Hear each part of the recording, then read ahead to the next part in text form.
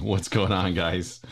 Hey, Marcin here, and first and foremost, Merry Christmas. And if I was laughing, talking to one of my neighbors actually, and I said, if you don't celebrate Christmas, you're probably missing out a little bit because there's this dude called Santa that gives away stuff for free, and it's really kind of an unlimited deal. And there's really no commitment, no obligation, no contracts to sign. So yeah, if you're not a fan of like Christianity as a religion, at least you should consider this the Santa dude as a motivation. But all jokes aside, if you are celebrating Christmas, Merry Christmas. If you're not, but you're just maybe on a work break, enjoy the break. It's time away to time to reflect, time to spend with family, and that's always. I hope it's always fun. For us, I gotta tell you, I was kind of like speculating: should I do this live or not, or like, what's the deal? It's Christmas, and like, let me tell you. So this morning, we were up at it must have been like 6 a.m. Kids were already knocking on the door, and there's no option. You get up with them, and they unwrap the gifts, and that's really what happens. Luckily, we went to bed early last night, so we did the gifts, and then me and Joanna, for those of you that don't know, my wife went for a nice beach walk, and then I think she's chilling on the couch right now. She's been putting in a lot of work into preparation, making all the food, and we help as much as we can, but you got to give credit to the ladies, right? So she's been slaving a little bit, and right now she's just kicking back with our dog on the sofa. And I said, you know what, I'm just gonna go. And I had conversations with probably two folks last week about today's topic. And today's topic is social media. And it's not really social media on the surface because everybody pretty much understands social media platforms. It's more of a deep dive on how social media connects to kind of inner workings of photography business. So before I get going, so just wanted to start with this whole Christmas theme, but allow me to take off my hat because I don't want to melt here. Um, the benefit of my daily haircut is it's always a perfect hair day. But I wanted to introduce you to me. If this is the first time you're stumbling across the content, maybe you don't know who I am. I'm Marcin. I'm actually doing these lives from Florida, sunny Florida. It's actually a nice day out today, and I talk about photography businesses, right? So formation of photography business, like what is that you have to do, all the tricks, the hacks, things I have learned over the last 17 years that work. There was a lot of failures on the way to kind of to get here, and I'm just here every Thursday sharing one kind of I don't want to say silver bullet, but like people that have follow this content, they know it's like a lot of golden BBs that added together help you build successful business long term. I'm not talking about weekend warriors that go out there once in a while and maybe do 3 or 4 events or weddings or family shoots in a year. I'm talking about how can you get to like 100K over time, because this will take time. Don't think you're going to go out there with your camera and make 100K immediately, but it's definitely doable. And if you just do a simple math, if you're talking just events alone, you probably need what, 20 25 events in a year to get to 100K, because it's probably 4K per event, right? Does it happen immediately? No. Is it a combination of some things like family shoots, portraits, maybe some senior, maybe kids, maybe a combination of events, and you basically gradually build your way up to that level. Some people surpass it depending on how far you want to push it. It really depends. So there's no like one way of doing this. A lot of people do it on the side first, and then when they get comfortable, they convert. Some people don't convert. It's entirely up to you. In my case, I was always doing this like part-time on the side, but let me tell you, it gets to the point where you can make some. You can. I gotta tell you, for most of you guys out there, you can probably expect to do at the very least what you're making at your day job, right? This, I would simply say, like, if you're making like 60 grand a year, you can definitely surpass that with photography. according to the numbers that I already quoted. If you want to push, you can definitely surpass 100K. So it's really like how far do you want to take it, right? And how serious are you? How fast do you want to do it? Some people go slower, some people go a little faster, and it's really your decision, right? And what do you want to make out of this experience? So every week, every Thursday, 12 o'clock, I come here, including today, and I share something that's gonna like unkink the hose and allow the water to flow. Sometimes we get stuck and it's like, this camera thing question or editing or how to do with a client or business or accountant or whatever. So I'm here to share that information. And today we're talking about social media and how social media connects to the internal pipeline of clients that you typically kind of monitor and manage inside your business. If you don't know what pipeline is, don't worry about it, because I'll talk about I'll explain everything. If you're also here for the first time, it may be worth for me to flag this guy here. It's just a QR code. If you need to get in touch with me, you can actually do it directly on Facebook through a DM. If you scan the code, you can send me a message and just ask me a question. Those questions are super helpful because I know how to then curate to you guys in terms of like content, like, oh, what are people curious about? And I can immediately answer the question. Sometimes don't be shocked. I'll surprise. I will respond back to you. It could be a text message. Sometimes I record, if it's easier, an audio message. So, I end up sometimes with folks on quick calls, like 10, 15 minutes, just to help them move forward. Ultimately, there's the thing here, proimageacademy.com/school. This is the brand new school community. I was planning on having first 100 members in there with no paywall, so you guys can enter in. As I'm building this, there's going to be like 3 levels of this thing, where one is free, where you can actually start making money, and then we kind of build gradually from there. Because what I hate doing is I see people like taking courses and classes, and it's like you buy it and you kind of cross your fingers, hope for the best. Not an ideal way of how I see this working. So the way I do it is I basically have a free level where I teach you for free how to monetize your photography first. Once that monetized, then you have enough confidence to like look at other things. Those are like things where people usually fail. They usually fail on branding. They usually fail on business aspect. They usually fail on automation, AI, and sales funnels, because those are not things that a normal average person would think about. They don't even, it's like one of those unknown unknowns. You may know about something, that it does exist, you just don't have the knowledge. Like, for example, manual mode exists, but like you may not know it exactly, like what it is and how to use it. But there may be something, like a lifetime value of a customer, or a time to value or something, where it's like, what? I didn't even know that existed. Totally. This was my case. It took me years, probably 7 or 8 years, until I started like clicking and connecting different dots and learning from others and just kind of reading and researching. And so the purpose behind the school community is basically to share this information so you can get there quicker, so you can monetize quicker, and you can grow quicker. That's all I'm going to say about that. Feel free to join. If you are watching on YouTube or Facebook right now, you always have an option to leave a comment. Always helps. I always go back, revisit. Are there any questions? Anything I need to address? A lot of times on YouTube, you'll see that when I'm posting, not necessarily lives, but then I do follow up episodes like on Mondays. You will see that I attach like a PDF file, so it's easy to follow. You don't have to take notes. You can just listen and enjoy. Back to today's topic. I always have a slideshow for you guys, and I also have one today. Let's take a look. And this one says, growing your business through social media. Discover how to strategically use social media platforms to guide potential customers from first discovery to their first purchase. No overwhelm, just practical steps for real results.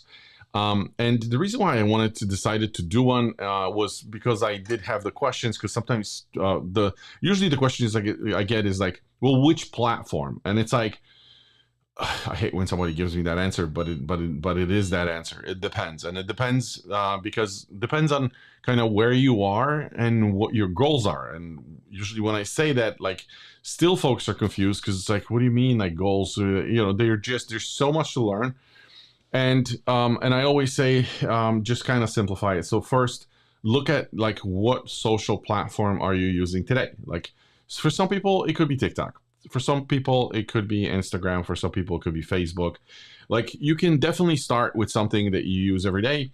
What I say, not to do is like, don't just start to explore.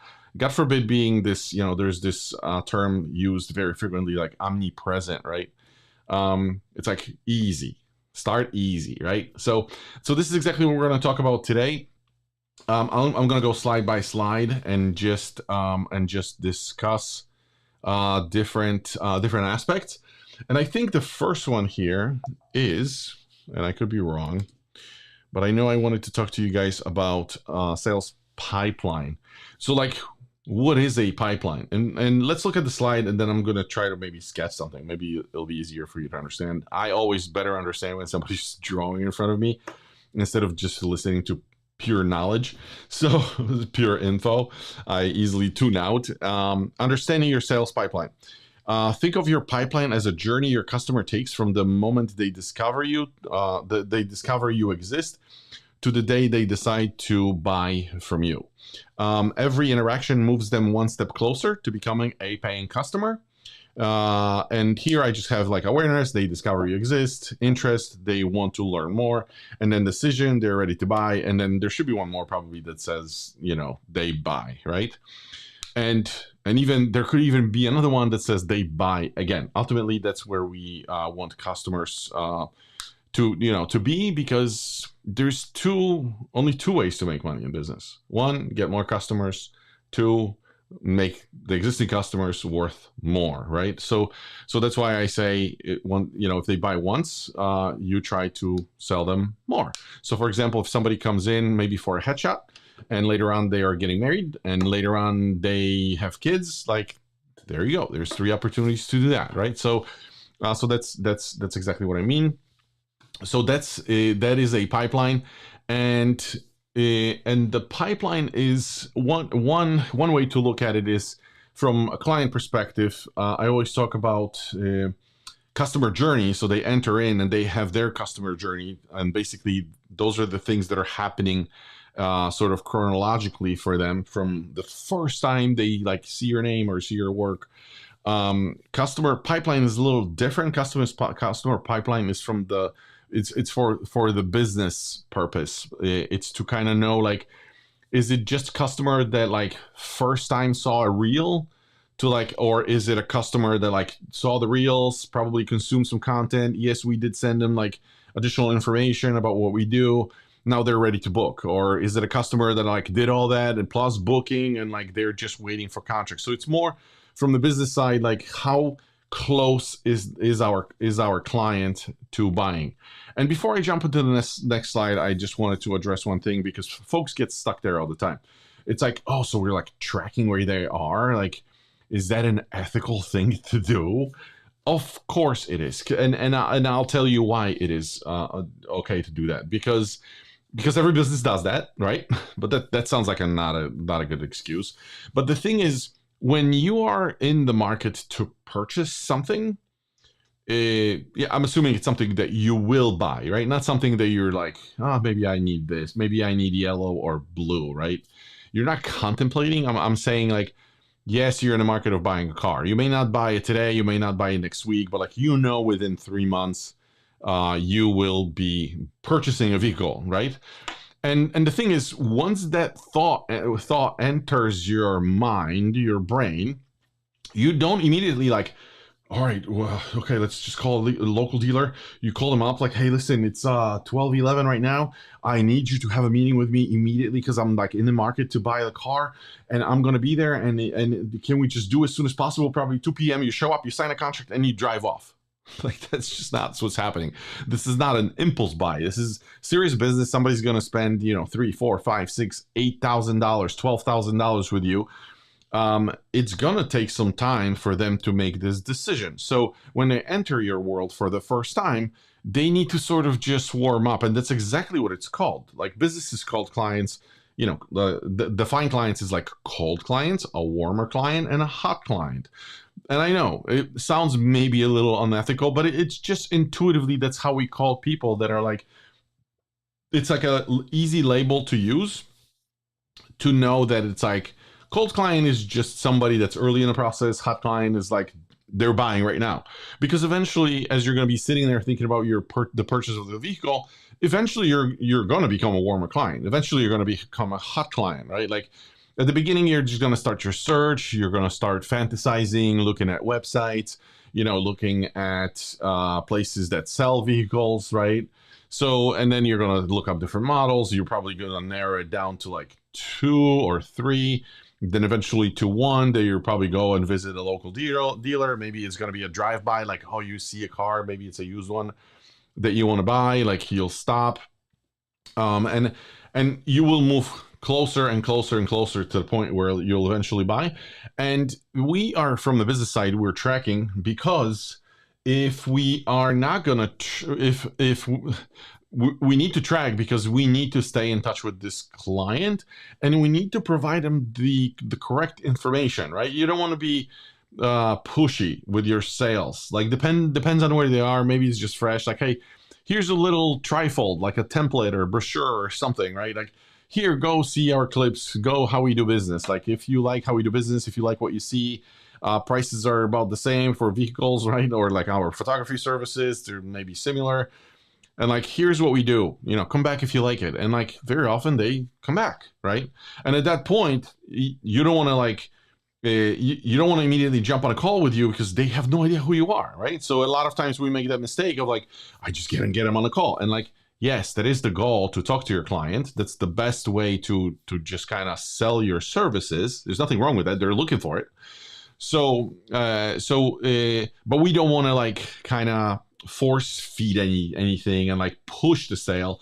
We want to just serve the correct information at the correct time, and that's why we have the pipeline. So don't think it's unethical. It's actually serving the client, because you're now you're not pushy. You're serving the correct information at the right time. So that's why we do it. Next slide is, I have no idea what the next slide is, but let's see. You don't have to be everywhere.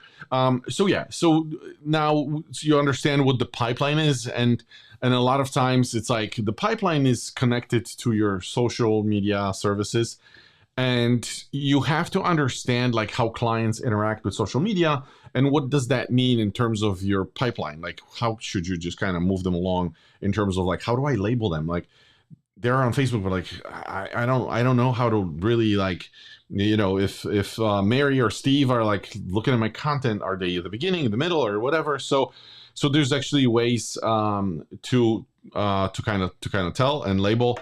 But what I wanted to say is the truth about platform presence. One of the biggest misconceptions is that you need to be active on every social media platform to succeed. And that's simply not true. And trying to do so will burn you out fast. Don't do that. Don't try to be on all platforms at all the times. I got to tell you, a while ago, I was with a great coach, Doug Boughton. This is Doug is great in terms of like, we were just focusing on like marketing, social media stuff. And he told me at one point, it wasn't an original statement, but Doug was great in terms of like reminding me of how this should be approached. And the thing is, one coach, let me see if I remember. One coach, one platform, 1 year, one method, 1 year, right? So it sets things in perspective, because a lot of people think like they'll post a piece of content and like everybody will know. And let me tell you something. this may be moment of enlightenment. Nobody knows. I can immediately tell you, I use this statement all the time. Nobody knows you posted. We think they know. They don't know. They don't know. Because of how algorithm is serving your content, like we think that if we have, let's say, 100 people following our profile, that if you post, 100 people automatically see what you posted. Not true. So, and if you probably are looking at your feed, you can notice that it's like I'm linked to a bunch of people, but like I only see a fraction of the content. That's true. That's correct. And on top of it, if they're not following, if you're selling photography services, but they are not looking at photographers or photography services or anything related, the algorithm will not serve them what they're not looking for. So like you have to be pretty persistent to kind of to show what you're posting to the people that you have within your like circle of friends, right? The nice thing about it is that algorithm will show your content, your photography content, to the people that are looking at photography content, and then we have to figure out like, okay, so like, but how do we get there, right? If they're not your friends, but they're looking for photography content, and you're posting photography content, how do we connect it? And we'll talk about it. So the second thing here is start small, grow fast, choose one platform where you feel comfortable and master it first. Once you've built confidence and see results, you can always expand to others. Quality beats quantity every time. And this is not going to be, of course, true for everybody because, some folks may feel super confident on, serving or reusing content. You guys know how this works. So in my case, let's say if I do like this live will be recycled, will be reused for other purposes. So I'll take this feed and now it becomes a live. Part of it becomes an episode. I can use it in on school to like as part of the course to explain an idea. I don't have to re-record, so it becomes like a forcing function. And I can also use it on other social media platforms. I can put it on TikTok. I can put it on Instagram. I can put it on my business page. Just little pieces, components. So with every single piece over time, I've learned to like reutilize it. But at the very beginning, it's very, very important to focus on one platform. And it's not a technical aspect. It's just more you will understand if you only pay attention to one thing. Imagine having to fill up 10 cups with water and against the person that only has 1 cup. Like who's going to get there faster? Obviously the person with 1 cup, if that's the goal. Like if the goal is to like fill up a cup fully, right? So it's just easier for to focus on one thing than 4 things or 5 things. And the on top of it, what's really nice is you will have the capacity and the focus ability to focus on the features, and then you'll start understanding like what are like you have at your disposal, you have posts, you have reels, you have stories, you have groups like on Facebook. There's just a bunch of tools, like you can boost posts, you can create separate ads, and it's like there's so much and there's so much nuance that focusing on one platform first, let me tell you, if you're under 100K with photography business, if you just simply stay on Facebook, you can definitely reach your goal. You can definitely reach a 100K goal with Instagram alone. Some of you will not probably buy that, but you can if you just focus. There's so much details in terms of understanding how those things work that if you actually devote the time, like all of these platforms work. A lot of times I hear photographers say like, oh, I don't know, I've tried to run an ad on Facebook and it just didn't work. It didn't work because you don't know how to properly run a Facebook campaign. You don't know how content should be structured. You don't know how ads should be structured. You haven't tested enough of ads to know what's going on. You haven't done any A/B comparison to understand what it is. And sometimes when I say that, folks kind of like they just it's just they can't connect. Though sometimes it's the like A/B testing. Sometimes it's the first time they hear this. It's okay. I remember when because I had no clue, at one point, and then with enough time spent with coaches and spending enough of money, thousands of dollars, like I've learned, right? I need to understand how to do it. So it's I guarantee advertising works. Companies are advertising on Facebook because it works. Facebook has 52,000 pieces of information on a single user. 52,000, because they include metrics, and it's not just like a gender age thing. They include metrics on what you watch, how you watch, when you watch, how you react, what do you go back to, like 52,000. So they know you pretty good. And if you're sending out your advertisement, either your hook is not there, your story is not there, your call to action is off. And again, those could be new terms. I understand. And you just have to perfect it, and not perfect it. You just have to test it enough to understand which combo works, and then it works. So so you get it. Not all platforms. Focus on one, and that's really the goal at the very beginning. If you're already on one platform, continue being on one platform until you fully understand what the different components are, and then slowly migrate over or reuse content somewhere else. I totally get it. I do it all the time. So yes, just with time. The next slide here will be platform comparison. Where should you start? So again, we're continuing on this subject, and let me just bring up the slide. So I grabbed 3 different platforms because I just wanted to kind of give you a high level understanding. Like, we talk about details and we do FAQs. Like when I work with students, we just kind of either in a group, individually, or whatever, we talk about it, and I address the specific questions that you have. But each platform serves different purposes in your pipeline. Understanding their strengths helps you choose the right fit for your business. So think about it this way, and I'm using TikTok here first. Best for quick awareness. Short, engaging videos, viral potential for discovery, younger, trend-focused audience, fast content consumption. People don't spend a lot of time. They're there for entertainment. They're not there to learn from you. It's literally like, think of it this way. If I'm here teaching about photography, nobody will jump in and immediately watch my live calls. Live calls are designed to be a recording that I get to reutilize later. It's also an option for somebody when they jump in to ask a question, right? But at the very beginning, nobody's going to go and like consume hours of your content. That's totally normal. For TikTok, it's more of an awareness. If you're looking for, I was looking at, oddly enough, at epoxy flooring for the garage, right?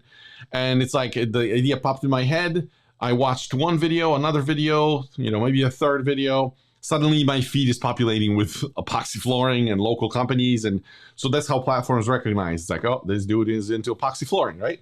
Same thing with photography. When somebody's looking into photography services, suddenly you're going to pop in their screen. And it's like, you can't expect for them to spend hours with you. You're new. It's more of a thing of like, if they hear something valuable, right? Maybe it's mom planning on doing family Christmas photos, right? Give them a couple tips. It's like, hey, just remember when you're planning your Christmas photos, here are the things that you can, you should wear. Maybe stay away from busy patterns. Try to use the same palette of colors. When you go there, make sure you have snacks for the kids and water for the kids and water for the dog, or whatever it is, right? That's what we were doing on TikTok. It's awareness. It's very short. It needs to be consumed quickly. TikTok is really great in terms of sending it out to as many people as possible. You're kind of limited because you can't say, hey, just do my local town, right? And areas. So like, there's a plus, there's always a plus, there's always a minus. That happens with all the platforms.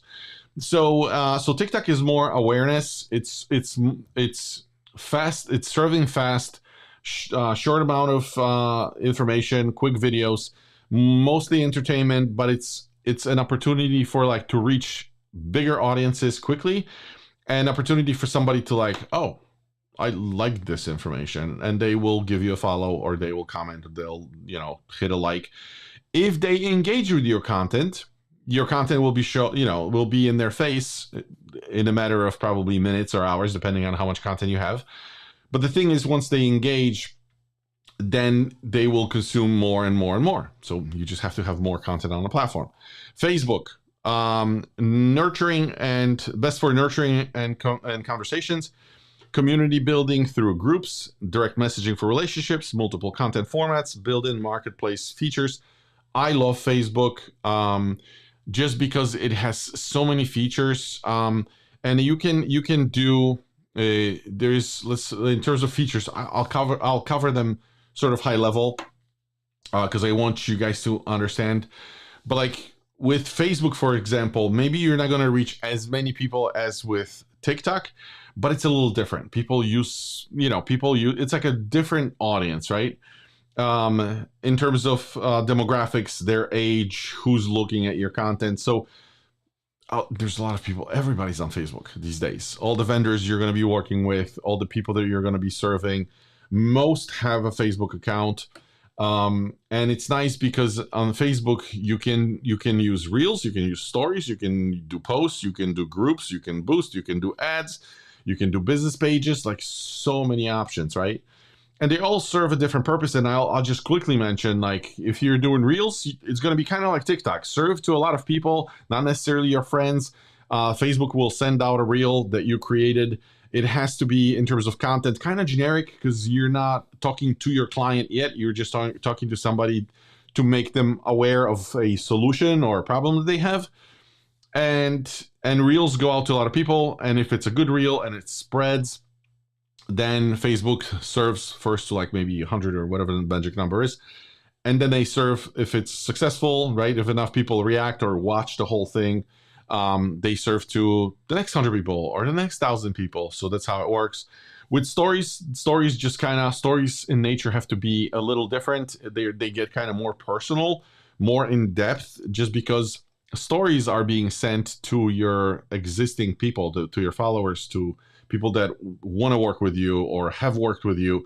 And stories, you can get more personal. Like the way I do stories is I include more personal, even thoughts, even the stuff that I do day to day, my walks or whatever, because I want people that are in my world to know who I am, what I do. I just don't want them to treat me as the photographer. Like I want them to know that, to know me as Marcin, right? And like I want them to vibe with not just like the work, but like who I am as a person. Like they need to be comfortable. They're going to be, for my wedding clients, they're going to be spending a whole day with me, probably sometimes 2 or 3 days. We've got clients for destination weddings where they spend weeks with us, right? Not weeks, a week with us, right? So I want them to feel comfortable when they come in.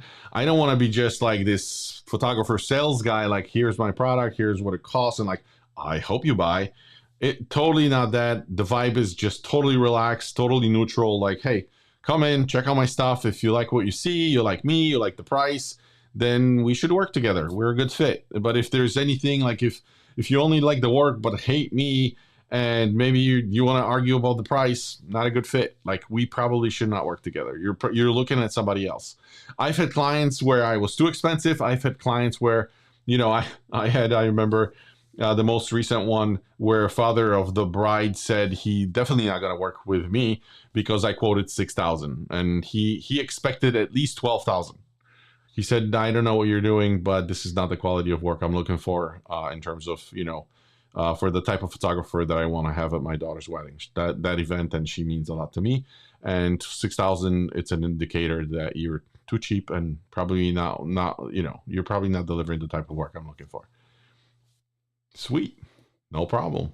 I swallowed that pill, and you have to understand, you can be judging from your own standpoint, from what you can afford, even from your wallet.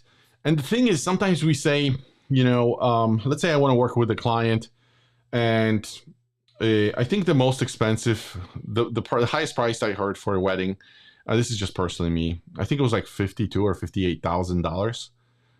I couldn't comprehend it. Like I just couldn't. I mean, I understand there's like a high end, and I'm sure it's more now, right? But it's just I can't judge from the client, from my side, my wallet, right? And it's different too. You have to think about it. It's not just price that's like we try to like say, oh, that's too high or too low. Sometimes you're gonna run into clients that may value something more, right? So like if you think about it, if you care about something, you're gonna be willing to pay more for something that you really care about, right? If somebody doesn't care about like going on vacation, they may say $2,000 for vacation is expensive. Like, how about we just get in a car and drive around, right?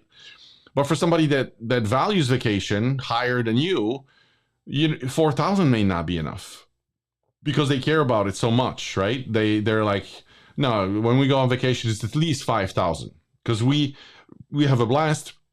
We prioritize as a family to have great vacation. And like, if we don't spend 4 or 5 grand, like, we don't consider it a vacation. Okay. Somebody that may be making less money than you, they just value vacation or photography higher than you do. So those are the two things. Like, first, from your wallet, never judge. In terms of the life value and factor, somebody that, cares more about something than you do, I see photographers making that mistake all the time. They post the price and they look at it like, I feel it's too much for you. So just make sure. Sorry, just went on a tangent, but it's valuable information. You guys have to know this stuff, because you're going to lose money. You're going to leave money on the table. Back to Facebook. So the content is different, right? They have to like me. The stories, I get more personal. Reels go broader. Stories go narrower, but more personal. Posts, now you start to nurture, tell a story, give them sort of a vibe, what's going on in your own world, right? And then you get, like, I can be here live. You can get a sense of what it would be to, like, talk to me, to ask me a question, to hop on. Like, we can totally have a full conversation. I can answer any question you have. So at this point, you'll see that, like, this could actually be valuable, right? Because you and me can sit here and you can ask me whatever question, and, like, let's just knock it out, get you going, because we need to get you to $2,500 as soon as possible. So that's what it is. On Facebook, I can just do it because I go live, and this is, you get a feel for what it is. Same with, like, having a group or like a business page, and, like, what's the difference? There's different options available to both. Business page is usually used because you can run your ads. So if you're thinking about running ads, you need a business page. But even if you're a digital creator, like in my case, you can boost your posts, you can still run ads. So there's different options. Not a topic for this episode, because this episode would take probably 2 hours. But now you understand. Let me just take a quick glance. Community building groups, direct, and then, of course, direct messaging, because even if it's content or reel or story or whatever, you can grab people into DM and just have a conversation. Don't be pushy. Don't be in there. Don't just try to force feed anybody. But if you see them interact with your content, like I said, remember we talked about pipeline and how we trace people. Well, if they're looking at your content, if they let's say send you a friend request, that's a sign. Make sure now they're entering your pipeline. Somebody's there interested in your stuff. If they interact with your content, if they like it, if they comment, move them step forward. Not only now they're part of your world, but, like, they're interacting, they're looking, they're paying attention, like, they are after your product, which is fantastic news for both you and them, right? And then basically you're moving them, you're labeling them inside your system. I'm not going to actually go through a system to show you how you do it. I'm just letting you know that this needs to be done in this episode. So this is what happens. They engage. Then the next thing, it's like, oh, well, they engage. Maybe I can reach out and help, provide more help, answer any questions they might have, and that's exactly what you do next. And if you have a conversation, then you move them again in the pipeline, forward. Now they're somewhere in the middle. I said, I'm going to show you something. I did get the piece of paper ready. Let's put it to work. So here, this would be a timeline, right? Sorry, I'm always kind of in a sloppy version, but this is when they enter your world, and this is when they buy, right? And like I said, at the very beginning, this would be on the back end for business. This would be your pipeline, right? And you have different labels in your pipeline, depending on however many levels. Try with 4 or 5 at the beginning, and then just expand or whatever to your specific needs. And here, what's gonna happen is, maybe they just send you a, like, friend request. This is when they maybe liked your story or liked your reel, because you can see who's viewing your stuff. Here is when they left a comment under your post. Maybe you send them a DM. from the DM. Let's say they're interested, and now they said, now you want to just show them something because it seems like they're vibing with you, the content, they like the feel, they like the product maybe, but they have questions. So here you would schedule a call and then probably some sort of a contract, and this is when they purchase, right? So this is where the money comes in, right? So your pipeline would be something like this, and as they move along, you actually in your system, because there's a physical system for this, you would move them along and just kind of mark them along the way. Like this client, leaves comments. I gotta get him into a DM. Make sure that that they don't have any questions. Once we were past this stage, that client now I gotta make sure I schedule a call. So you can see this becomes of your client like a client management system. And this is the pipeline. And for every client that you have that enters your world, you kind of know, you understand, where they are. So hopefully this helps. And let's talk about the last one. So with Facebook, I already explained. With TikTok, same kind of deal. TikTok just introduced inbox. So it's from actually watching your shorts, they can go and send you a message, which is kind of cool. So you can just do shorts and talk to the client. So only like 2-3 stages. You're cutting it down. On Facebook, you have more options. And then YouTube, best for long-term authority. Searchable content library, in-depth tutorials and demos, evergreen content that works 24/7, builds credibility over time. So one thing that's important here is that YouTube game is different. A lot of folks don't want to go that route because it simply takes time, and not everybody's ready to invest this much time at the beginning. But I like to play longer term sort of engagements in games, just because you kind of eliminate competition, to be honest, because not everybody's willing to do it. And the thing is, the content is there. Like, think about it. On Facebook, you put like a piece of content. It's sort of like immediately dies. Like, Facebook distributes the stuff, and it goes to 100 people, then kind of dies. And then as you scroll on your profile, eventually, how many people scroll down your profile to like view 10 of your reels? Almost nobody, right? If it pops in their feed, they watch it. Few people may end up in your profile, looking at your profile, scrolling down. This is usually when they do validation, but like, they can't search for it, they can't find it. So in a way where you're limited, you have to continue just pumping content all the time. YouTube, different, right? Because you produce once, it stays there longer. But the thing is, they can search. You have tags, you mark your content. YouTube videos, the way the way YouTube sort of ecosystem works is your title, your description, your tags work together to bring traffic to you. Sorry, I gotta fuel up. I'm drinking Red Bull because I almost went into a coma after eating food yesterday and some waffles and cookies this morning. So it helps, but like as I said, the content then works for you. It's almost like an employee that sits there 24/7, like making sure that people come to your world. And it's nice because once they start engaging with shorts or long-term or lives or whatever it is, I just launched 2 interviews. 2026, we'll be doing a series of interviews with like serious photographers. I'm talking guys that have been doing this for a while, that are really good at their trade, because they're sharing what works. So like, if you're interested, make sure you follow that content, because like I said, it's invaluable for somebody that has done it and like knows exactly what works today.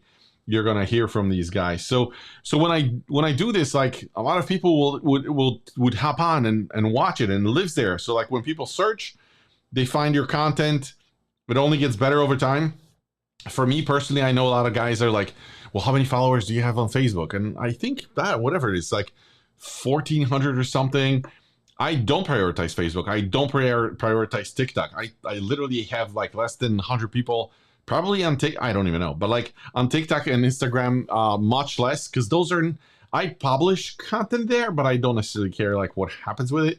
If somebody happens to reach out or like it, I'll do the follow up, but like that's not where my focus is. My focus personally right now at this stage is YouTube. But I say if you're starting out, if you're just like at the beginning, or like maybe right past the beginning, maybe you're on like a third step of the ladder of a 20 step or 24 step ladder, I'll say focus on Facebook. Like the quickest way to money as quickly as possible is Facebook. So like I may be rambling right now about how great YouTube is, but it's not a solution I would go to first. I chose Facebook as my original platform because I know everybody's on there. So if you put a piece of content out there, let's say you go out there and take some pictures with neighbors, like maybe they have a kid that's a senior, maybe you have a kid that's a senior, and you do some photos, you post it on Facebook, people can immediately like, share, you can reach a broad audience of people within your circles, because this is where people already know you, already like you, already trust you. So on YouTube, I have to play the longer game for them to develop those feelings, right? But the thing is, on Facebook, you already have an audience. You're going to be attracting first people that are within your circle, and then eventually, they have friends and family members and whatever. You're going to be reaching broader audience, word of mouth, and then word just spreads. If you're going to do, let's say, your first wedding and there's like 10 bridesmaids, now suddenly you're in 10 different circles of people, right? So I would say start there first. So those are like, you see how with different features on YouTube. One thing I didn't cover was that it has the same idea. Like they have Reels where they reach a lot of people, and then from Reels, if people catch some good information, it's quick, it's to the point, right? They may like it, and they may, because of the reel, they may check out a longer video. Nobody comes on YouTube and comes to my content and watches 4 hours worth of video. Well, maybe there are probably instances, but first they consume the reels. Maybe they watch part of the live, like they hop on, like, oh, that makes sense. Well, I will do it, just not today, right? Totally get it. And then they come back. They eventually subscribe, which I encourage you to subscribe. They like, which I encourage you to like, or they leave a comment, which I really encourage you to do because it helps me create more content that caters to you guys. So you can see how those platforms tie into this whole concept of pipeline. And there's, I think, one visual. Let's see, choosing your starting platform, consider your comfort level. So just briefly, I wanted to say this. Which platform do you already use personally? That's the easiest way to start, right? Don't invent the wheel. Reinvent the wheel. Where do you feel most natural? Start there. Your authenticity will shine through. Authenticity will shine through when you're comfortable. Think about your content style. Do you love creating quick videos? TikTok might be your fit. Prefer writing and community conversations. Facebook could be perfect. Enjoy teaching in depth. YouTube is your calling. So like, go wherever feels more comfortable. You want to remove as much friction as possible. So start where it sounds good, where you feel comfortable. You can succeed on just one platform. Many successful small businesses thrive using Facebook or only YouTube. Pick one, commit to it for 90 days, and watch what happens. You can always expand later. I had an example recently with a friend that was like trying to get like a photo engagement, and I say, hey, just go on Facebook and just start answering people's questions. Like, think about what they may be wondering about if you don't have clients yet, and start creating content, whether it's post a picture, a quick reel. I always say videos 10x over regular content. Some people will not feel comfortable. Okay, I get it. Maybe start with written post. And then, he did literally like 4 or 5 posts, I want to say, and got an event immediately. And then guess what? He stopped and the money stopped. So it's like, you actually have to do it for a little bit for people to catch on. I have a 12 and 14-year-old daughter, about to be 13 and 15 now. But the thing is, they've learned photography. For me, they are in the process of learning.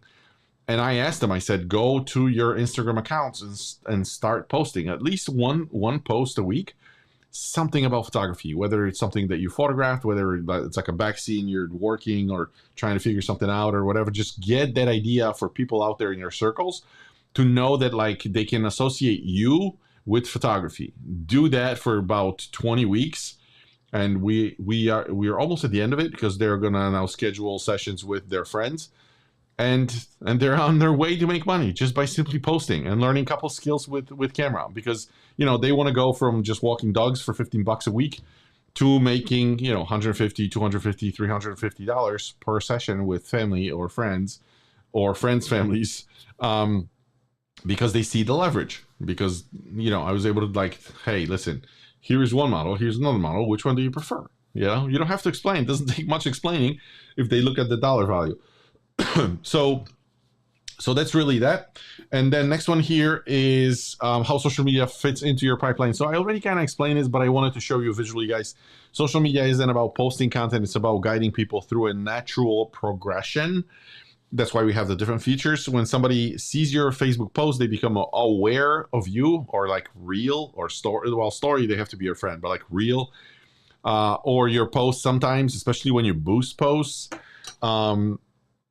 They become aware as they engage with more content. Their interest grows. Eventually, with the right nurturing is just basically serving them the content that they expect in the sales cycle, and they're ready to make a decision eventually.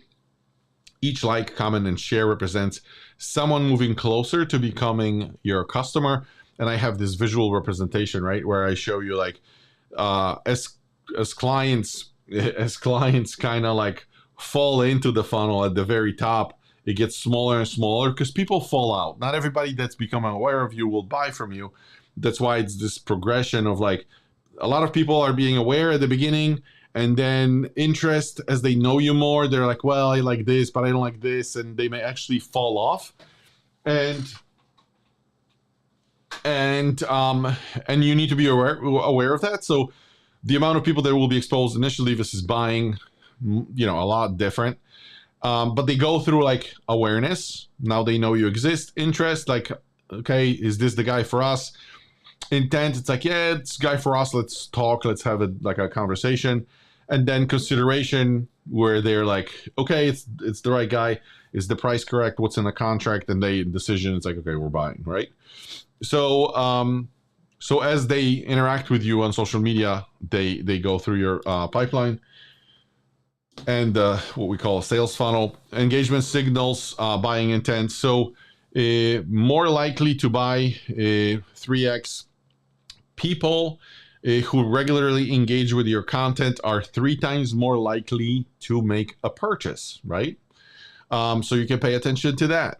Ready to decide. Those who comment and share are often 70% of the way through their decision, through their buying decision. That's an important piece of information. So then you know who to engage with conversation with first, because those are people who need you the most. They're ready to buy, and you should dedicate your time and attention to these folks. And then touch points matter. Most customers need 5 to 7 interactions before they're ready to buy from you. When they become aware, they watch one clip and then another one. Maybe they jump and watch one of those like long form videos, right?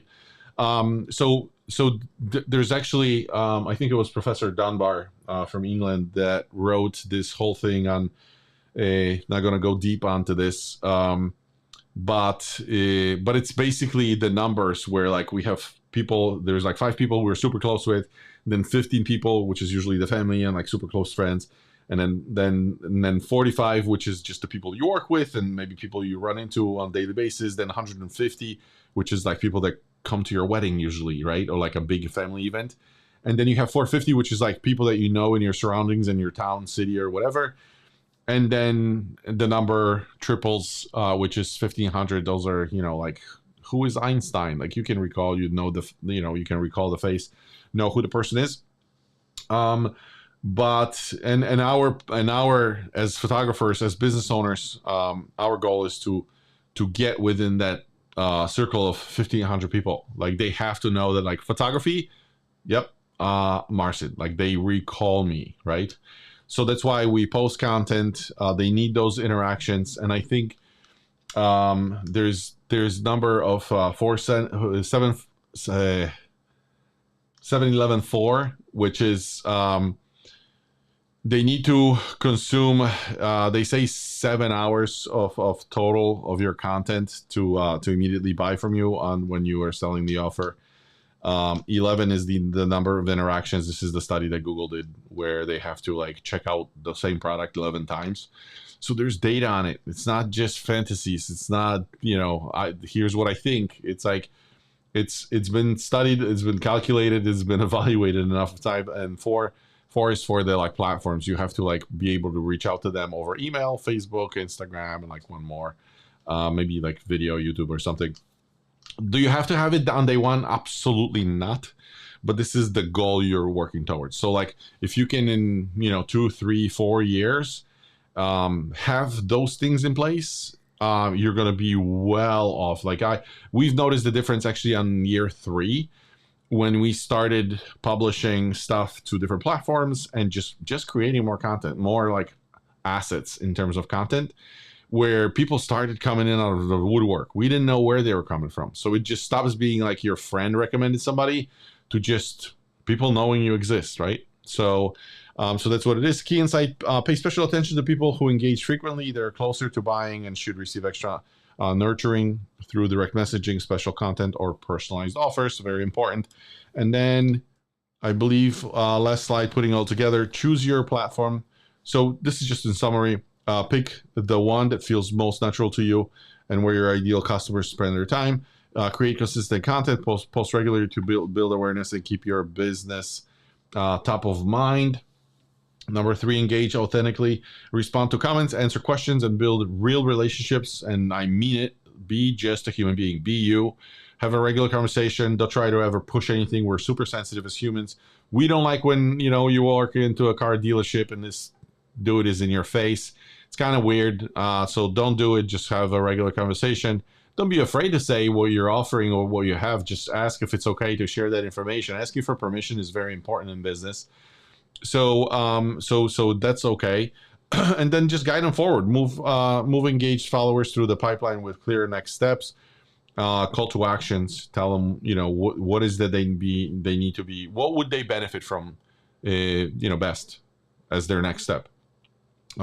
Success, it doesn't require being everywhere at once. Master one platform. Focus on moving people through your pipeline step by step, and watch your cut off for me. Oh no, watch your business grow. It's true. It works. We're the testament, and folks I work with, like it's just amazing how it works. It's a framework that you have to follow. There's no like secret. You just have to put in the time, and it will work. And again, I'll say it. You have to put in the time. And you will see that like month after month it gets better and better and better, and as the longer you're consistent, the sooner and better results you're going to see.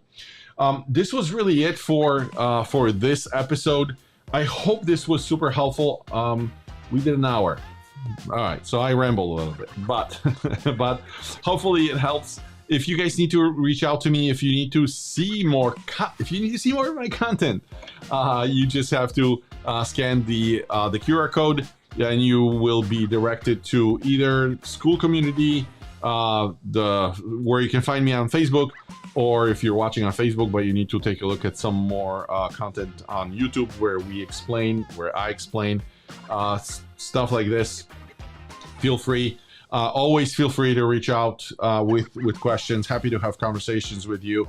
Some of you will move slower, some of you will move faster, and I have the tools to do both with you. So again, thank you for being here or watching today, and that's it for today. I don't think I have an idea for the next episode, but I certainly hope you're going to be here. So thank you again. I'll see you next Thursday at 12 p.m. Eastern. Thanks, guys. Bye.